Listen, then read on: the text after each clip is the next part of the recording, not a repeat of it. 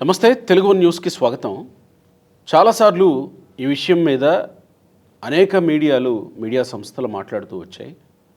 అయితే ఈరోజు ఓ ప్రధాన పత్రిక బ్యానర్ ఐటెం ప్రచురించింది. భూదందాల్లో 6 జగన్ మంత్రులు, 42 మంది ప్రజాప్రతినిధులు, 120 మంది నేతలు కూడా, 22 మంది డిప్యూటీ కలెక్టర్లకు ప్రధాన పాత్ర, 40 మంది తహసీల్దార్లు, 23 మంది సర్వేయర్లు సైతం. ప్రభుత్వానికి రెవెన్యూ శాఖ నివేదిక. 13.59 లక్షల ఎకరాలు ఫ్రీ హోల్డ్ చేస్తే అందులో 5,74,000 ఎకరాలు చట్ట వ్యతిరేకంగా నిషేధిత జాబితా నుంచి తొలగించారు. 8,483 ఎకరాలు అక్రమ రిజిస్ట్రేషన్ జరిగింది. విచారణలో తేలింది ఇది. రెవెన్యూ శాఖ విచారణలో ఇంత పెద్ద మొత్తంలో రాజకీయ పెద్దలు ఉన్నారు, అధికారులు ఉన్నారు. ఇప్పుడు ఫైలు సీఎం దగ్గరికి వెళ్ళింది. చర్యలు తీసుకుంటారా అని ఆ పత్రిక కూడా ప్రశ్నించింది. మరి వీళ్ళ మీద చర్యలు తీసుకుంటారా? తీసుకుంటే ఎప్పటిలోపు తీసుకుంటారు? తీసుకోకపోతే ఎలాంటి సందేశం ఇచ్చినట్టు అవుతుంది? మరి సీఎం తీసుకుంటారా లేదా? అప్సాన్ రాజేష్ గారు ప్రముఖ రాజకీయ సామాజిక విశ్లేషకులు ఉన్నారు మనతో. నమస్కారం రాజేష్ గారు. నమస్కారం. ఇదే ప్రశ్న, తీసుకుంటారా? తీసుకోకపోతే ఎలాంటి సందేశం వెళుతుంది? ఇంకా ఏమన్నా ఇందులో విచారించాల్సిన అంశాలు ఉన్నాయా? అంటే నేను గ్రామీణ ప్రాంతం నుంచి వచ్చా కాబట్టి గ్రామీణ ప్రాంత రాజకీయాల్లో సుదీర్ఘకాలంగా ఉద్రిక్త పరిస్థితులు కూడా హ్యాండిల్ చేస్తున్నా కాబట్టి నాకున్న అనుభవంతో నేను ఒక మాట చెప్తా. కొన్ని సందర్భాల్లో కొన్ని ఘర్షణలు జరుగుతాయి గ్రామాల్లో. ఆ ఘర్షణలు జరిగినప్పుడు ఒకరు ఇంకొకరి మీద దాడి చేస్తారు. జరిగింది దాడి, కానీ ఈ దాడి చేసిన వారికి గనక రాజకీయంగా పరపతుంటే, పోలీస్ స్టేషన్లో ఇన్ఫ్లుయెన్స్ ఉంటే వీళ్ళు ఏం చేస్తారంటే దాన్ని దొమ్మిగా కేసు నమోదు చేయిస్తారు. 2 వర్గాల మధ్య ఘర్షణ జరిగినట్టు. ఎవరి మీద దాడి చేశారో గుర్తుండదు ఇంకా. సో ఇరువురు మధ్య గొడవ జరిగితే ఒకరు ఇంకొకళ్ళ మీద దాడి చేసి గాయపరిస్తే అది కొట్లాట, క్లియర్గా తెలిసిపోద్ది. 2 గ్రూపుల మధ్య కనుక దొమ్మి జరిగితే దొమ్మి కేసులు కొన్నాళ్ళ పాటు బైండ్ ఓవర్ చేస్తారు, చివరికి కొట్టేస్తారు. అంటే అక్యూజ్డ్ సంఖ్య ఎంత పెరిగితే ఎంత తీవ్రమైన నేరమైనా జరగని ఆ కేసులు అంతిమంగా న్యాయస్థానాల్లో శిక్షకు గురయ్యేది చాలా తక్కువ. ఇప్పుడు ఇంత విస్తృతమైన నేరం జరిగింది, ఇన్ని లక్షల ఎకరాలకు సంబంధించిన అక్రమాలు చోటు చేసుకున్నాయని చెప్పని చెబుతూ ముఖ్యమంత్రి గారు చర్యలు తీసుకుంటారా అని చెప్పని క్వశ్చన్ మార్క్ ఎందుకు పెట్టారు? 6 మంత్రులు, 120 మంది ప్రజాప్రతినిధులు, 42 మంది డిప్యూటీ తహసీల్దార్, 42 మంది డిప్యూటీ తహసీల్దార్లు కాదు, 22 మంది డిప్యూటీ తహసీల్దార్లు, 42 మంది తహసీల్దార్లు, 23 మండల సర్వేయర్లు, ఇంతమంది ఇన్వాల్వ్ అయ్యి ఉన్నారు. ఒక్కడి సినిమాలో లాగా ఒక్క ఆర్డర్ తోటి కింద నుంచి పైదాకా అందరిని సస్పెండ్ చేసినట్టుగా అర్జును ఒక్కరోజు సీఎం కాండి సస్పెండ్ చేసేస్తాడు కదా, అందరి మీద కేసులు నమోదు చేస్తాడు కదా ఒక్కరోజు సినిమాలో. ఆ టైపులో చేయటం సాధ్యపడుతుందా?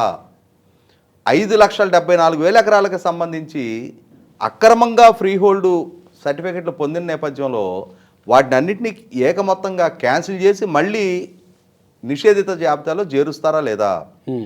25,000 ఎకరాలు ఆల్రెడీ రిజిస్ట్రేషన్ జరిగినాయి కాబట్టి అందులో 8,000 ఎకరాలకు పైగా అక్రమ మార్గాల్లో రిజిస్ట్రేషన్ జరిగినప్పుడు ఇప్పుడు ఆ రిజిస్ట్రేషన్ రద్దు చేస్తారా లేదా? అంటే ఏంటి? క్వాంటిటీ ఆఫ్ ఇర్రెగ్యులారిటీస్, మీరు చెప్పిన సంఖ్య చాలా పెద్దది కాబట్టి మరి ఏముందులే జరిగిపోయింది కదా, ఇన్ని లక్షల ఎకరాలకు సంబంధించి ఇప్పుడు ఎక్కడ నిర్ణయం తీసుకుంటామని చెప్పని రెగ్యులరైజ్ చేసి ముఖ్యమంత్రి గారు కొంత ఉదాసీనత ప్రదర్శిస్తారా? లేదు, ఇప్పుడు మండల సర్వేయర్ వరకు లిస్టు పేపర్లో ప్రకటించారు. మండల సర్వేయరు, తహసీల్దార్ కింద రెవెన్యూ ఇన్స్పెక్టర్ ఉంటాడు, విఆర్ఓ ఉంటాడు, స్థానిక విఆర్ఏ ఉంటాడు. వీళ్ళందరూ కలగలిస్తేనే రిపోర్ట్ రెడీ అవుతుంది. విఆర్ఓ రిపోర్ట్ ఇవ్వాలి, విఆర్ఓ దగ్గర నుంచి ఆర్ఐ ఎండార్ చేయాలి, ఆర్ఐ దగ్గర నుంచి తహసీల్దార్ దగ్గరికి రావాలి. మరి డిప్యూటీ కలెక్టర్ల స్థాయి వరకు వెళ్ళి ఇంతమంది ఇన్వాల్వ్ అయి ఉన్నప్పుడు కొన్ని వందల మందిని సస్పెండ్ చేయడం సాధ్యమా కాదా? ఖచ్చితంగా సాధ్యమే.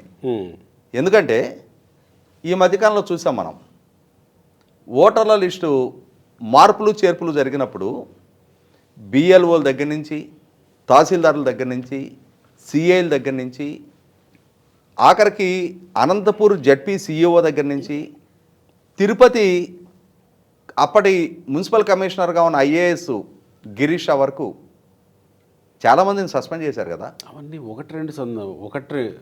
ఒకరిద్దరు వ్యక్తులే కదా ఆ పొజిషన్లో ఉన్నటువంటి. వందల మంది బిఎల్ఓలు సస్పెండ్ అయ్యారు రాష్ట్ర వ్యాప్తంగా. బిఎల్ఓలు అంటే చిన్న స్థాయి కదా మళ్ళీ ఇక్కడ. అంటే ఇప్పుడు కూడా నేను అనేది ఏమంటే, ప్రభుత్వం కనుక కఠినంగా చర్యలు తీసుకోవాలి అని చెప్పి నిర్ణయం తీసుకుంటే, ఇవాళ ఇంత సంఖ్యలో ఇర్రెగ్యులారిటీస్ ఉన్నప్పుడు ఇంతమంది మీద చర్యలు తీసుకోవాలా అని చెప్పని కనుక ప్రభుత్వం ఉదాసీనత ప్రదర్శించే పని అయితే, అంటే చిన్న స్థాయిలో ఇర్రెగ్యులారిటీ జరిగితే, 1 ఎకరము 100 గజాల్లో చంద్రబాబు నాయుడు గారు ఈ మధ్య ల్యాండ్ గ్రాబింగ్ యాక్ట్ తీసుకొస్తామని చెప్పని చెప్తున్నారు.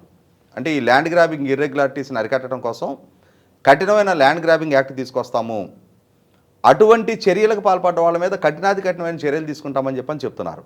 మరి ప్రభుత్వ పరంగా లక్ష్యం అదే ఉన్నప్పుడు ఇవాళ స్పష్టంగా రెవెన్యూ డిపార్ట్మెంటు అంతర్గతంగా జరిపిన విచారణలో ఎన్ని వేల ఎకరాలు, ఎన్ని లక్షల ఎకరాలు అక్రమ మార్గాల్లో 596 జీవోని అడ్డు పెట్టుకొని ఫ్రీ హోల్డ్ సర్టిఫికెట్లు పొందారు. అందులో 5,74,000 ఎకరాలు 596 జీవో వచ్చింది 2023 చివరిలో వచ్చింది.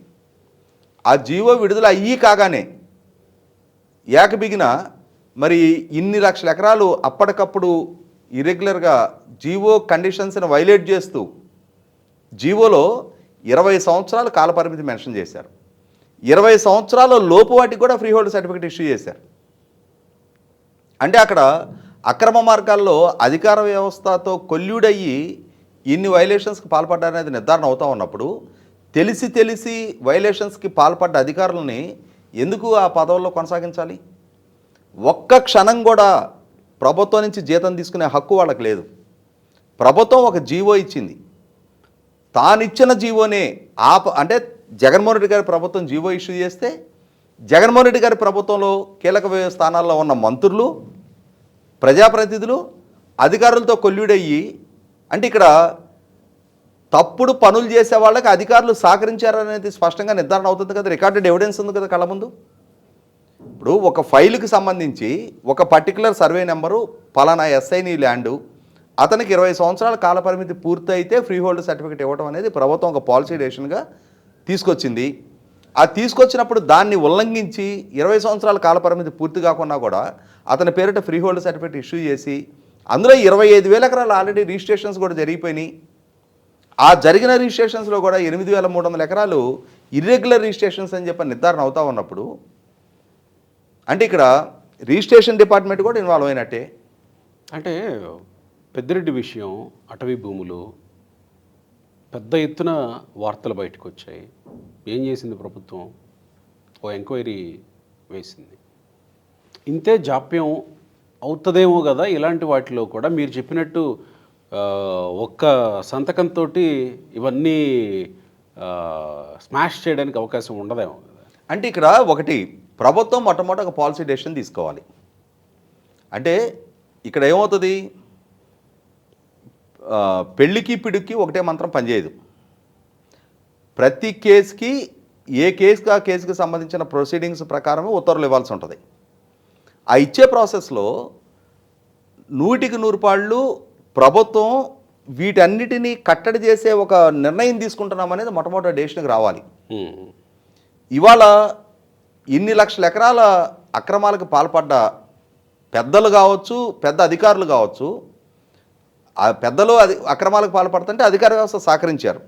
ఇవాళ పెద్దలు అధికార వ్యవస్థ కలిసి చేసిన నెక్సెస్లో భాగంగా ఇన్ని లక్షల ఎకరాల వైలేషన్స్కి పాల్పడ్డారు. ఇవాళ వీళ్ళని కట్టడి చెయ్యకుంటే రేపటి రోజున ఇవాళ 5,74,000 ఎకరాలకు ఆగింది. ఇంకా రేపు ఇంకొక రోజు ల్యాండ్ టైటిలింగ్ యాక్ట్ లేకున్నా కూడా ప్రభుత్వాల పరంగా చర్యలు ఉండవు అనుకుంటే 55 లక్షల ఎకరాలకి అక్రమాలకు పాల్పడ్డా, ప్రైవేటు వ్యక్తులకు సంబంధించిన ఆస్తుల్ని అన్యాక్రాంతం చేసేసిన, ఇవాళ నాకో నీకో సంబంధించిన ఆస్తిని కూడా వేరే ఇంకెవరి పేరిటో హక్కు పుట్టిస్తూ రెవెన్యూ రికార్డుల సవరణ వాళ్ళ పేరిట పాస్బుక్లు ఇష్యూ చేసేస్తే ఆ రోజు ఎవరు బాధ్యులు? అంటే ఇవాళ ప్రభుత్వోద్యోగి అయినా సరే రూల్ ఆఫ్ లా కట్టుబడే పనిచేయాలి. ఆ రూల్ ఆఫ్ లాని అతిక్రమించే ధైర్యానికి ఆ అధికారి పాల్పడ్డప్పుడు ఎందుకని ప్రభుత్వ పరంగా ఉపేక్షించాల్సిన ఎస్టీఏ లేదు. నా ఉద్దేశం కూడా అయితే చంద్రబాబు నాయుడు గారి ప్రభుత్వం కఠిన చర్యలు తీసుకోవడానికి సిద్ధపడే ఇంటర్నల్ ఎంక్వైరీ చేయించారు. కాకపోతే నేను అనుకోవటం వాళ్ళకి కూడా ఇన్ని లక్షల ఎకరాలకు సంబంధించిన అక్రమాలు జరుగుంటాయి అనేది వాళ్ళు కూడా ఊహించుండకపోవచ్చు.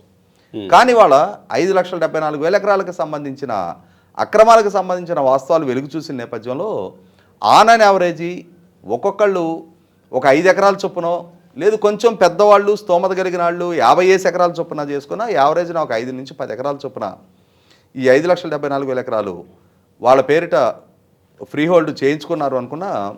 అంటే సుమారుగా అంటే ఒక్కొక్కళ్ళకి 5 ఎకరాలు, ఎకరం నుంచి 5 ఎకరాలు వరకు అసైన్ చేశారు గతంలో.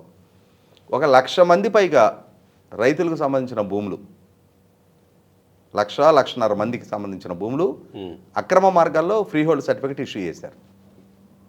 మొట్టమొదటి వాటిని అన్నింటినీ క్యాన్సిల్ చేస్తే రాసింది. ఒకసారి ఈ అక్రమ మార్గాల్లో ఈ విధమైన వైలేషన్స్కి పాల్పడ్డప్పుడు అంటే భూమి ఇప్పుడు రైతుల దగ్గర లేదు, ఆ భూమి అందులో 25,000 ఎకరాలు చేతులు మారింది. రైతుల దగ్గర రైతుల పేరిట ఫ్రీ హోల్డ్ సర్టిఫికేట్ ఇష్యూ అయింది. అవును కదా. 13 లక్షల ఎకరాలకు ఫ్రీ హోల్డ్ సర్టిఫికేట్ ఇష్యూ అయింది. అంటే బేసింగ్ ఆన్ 596 జీవో. ఆ జీవో వెసులుబాటుని అడ్డం పెట్టుకొని 13 లక్షల ఎకరాలకు ఫ్రీ హోల్డ్ సర్టిఫికేట్ ఇచ్చారు. అందులో 5,74,000 ఎకరాలు అక్రమ మార్గాల్లో ఫ్రీ హోల్డ్ సర్టిఫికేట్ పొందారు. మొట్టమొదటి ఇప్పుడు దాన్ని మొత్తాన్ని క్యాన్సిల్ చేసి 22A మళ్ళీ చేరుస్తూ దాని మీద ఈ అక్రమ మార్గాల్లో పాల్పడ్డ వాళ్ళకి రాబోయే 20 సంవత్సరాల పాటు ఏ విధమైన వెసులుబాటు వాళ్ళకి దక్కకుండా నిషేధం విధించాలి. అదే నేను అంటుంది, ఇప్పుడు రైతుల చేతిలో లేదు, ఎవరో కొన్నారో లాక్కున్నారో. ప్రస్తుతానికి రైతుల చేతిలో ఉంది. అంటే ఇంకా రిజిస్ట్రేషన్స్ కాల. ఈ ప్రభుత్వం 25,000 ఎకరాలు రిజిస్ట్రేషన్లు అయినాయి కదా. ఈ 25,000 ఎకరాలకు సంబంధించి కూడా ఈ 5,74,000 ఎకరాలకిలో 8,000 చిల్లర ఎకరాలు ఉన్నట్టుగా నిర్ధారణ అవుతా ఉంది అక్రమంగా. మిగిలిన 16,500 ఎకరాలు సక్రమ మార్గాలు. అంటే వాళ్ళకి 20 సంవత్సరాల కాల పరిమితితో ఫ్రీ హోల్డ్ సర్టిఫికేట్ దక్కినట్టుగా ఆ వెసులుబాటుని అడ్డం పెట్టుకుని వాళ్ళు రిజిస్ట్రేషన్ చేసినట్టుగా నిర్ధారణ అవుతా ఉంది. కాబట్టి ప్రభుత్వం ఒక జీవో విడుదల చేసినాక ఆ జీవో బేస్ చేసుకొని ప్రభుత్వం వాళ్ళకి ఫ్రీ హోల్డ్ సర్టిఫికేట్ ఇష్యూ చేసి దాని నుంచి వాళ్ళు రిజిస్ట్రేషన్ చేసినాక దాన్ని ఏం చేయలేరు. అంటే ఇక్కడ కూడా ఇంకోటి చోటు చేసుకునే అవకాశం ఉంది. ఇది మా గవర్నమెంట్ ఇచ్చిన ఫ్రీ హోల్డ్ కదా, మాకు ఇచ్చేసేయండి భూమి అని తీసుకునే అవకాశం కూడా ఉంటుంది కదా, ఎంతో కొంత ముట్ట చెప్పి. అంటే ఇక్కడ జరిగినాయి కూడా అవే. ఏం చేశారు అంటే అతనికంటే కంటే ఆచంట మల్లానని చెప్పని ఒకటి 50 ఎకరాలకు టెండర్ పెడితే ఇంకొకటి 100 ఎకరాలకు టెండర్ పెట్టి ఆ జీవో బయటికి రాబోతున్న సంగతి కొద్దిమంది పెద్దలకు తెలుసు, సామాన్య ప్రజానీకానికి తెలియదు. వీళ్ళు ఏం చేశారు, ఏ ప్రాంతాల్లో విలువైన అసైన్మెంట్ భూములు ఉన్నాయి ఆ పట్టాదారుల దగ్గరికి వెళ్ళారు. వీళ్ళు మీ దగ్గర అసైన్మెంట్ భూమి ఉంది కదా, మీరు అమ్ముకోలేరు, ఇప్పుడు అక్కడ ఆ ప్రాంతంలో భూమి ఖరీదుతో సంబంధం లేదు, మేము ఇంత రేట్ ఇస్తాం మాకు ఇచ్చేయండి. అసైన్మెంట్ భూమి కదా సార్, మేమే రిజిస్ట్రేషన్ చేయడానికి హక్కు లేదు కదా, మేము మేనేజ్ చేసుకుంటాం ప్రభుత్వంలో, మీరైతే మాకు అగ్రిమెంట్ చేయండి అని చెప్పని అగ్రిమెంట్లు చేసుకున్నారు. చేసుకొని తర్వాత ప్రభుత్వం నుంచి జీవో విడుదలైన తర్వాత వీళ్ళకి ఎంతో కొంత డబ్బులు ఇచ్చున్నారు, వీళ్ళతో అగ్రిమెంట్ రాయించుకొని ఉన్నారు కదా, మరి వీళ్ళేం పెద్దలు. దాంతో తర్వాత ఫ్రీ హోల్డ్ గురించి ప్రజలకి నాలెడ్జ్లోకి వచ్చినా కూడా వీళ్ళని ఎదురు తిరిగి ఏం చేయలేని స్థితిలో ఆ అగ్రిమెంట్లకు బైండ్ అయ్యి వీళ్ళు ఇంకా రిజిస్ట్రేషన్ ఎగ్జిక్యూట్ చేశారు. అయితే ఇప్పటి వరకు మనకు నిర్ధారణ అయిన వరకు 25,000 ఎకరాలు రిజిస్ట్రేషన్ జరిగింది.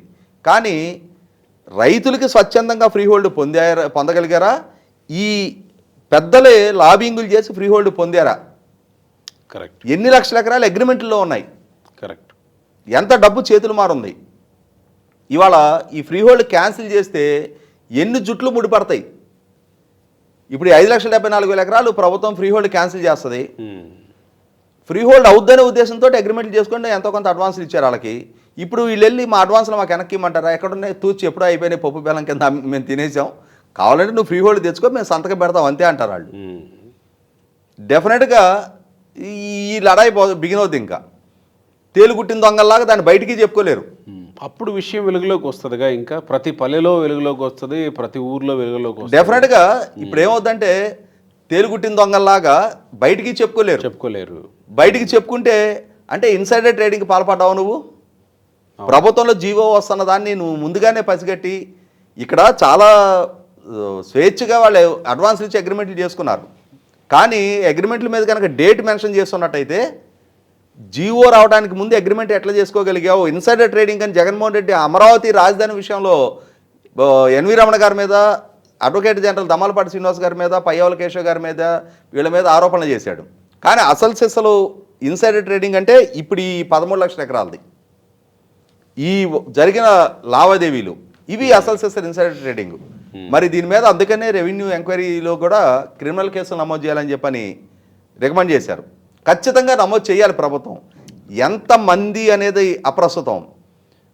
జరిగిన నేరం ఇప్పుడు ఒకడు 5 ఎకరాలు దోపిడీకి పాల్పడ్డాడు, 100 మంది 1000 ఎకరాలకు దోపిడీకి పాల్పడ్డారు.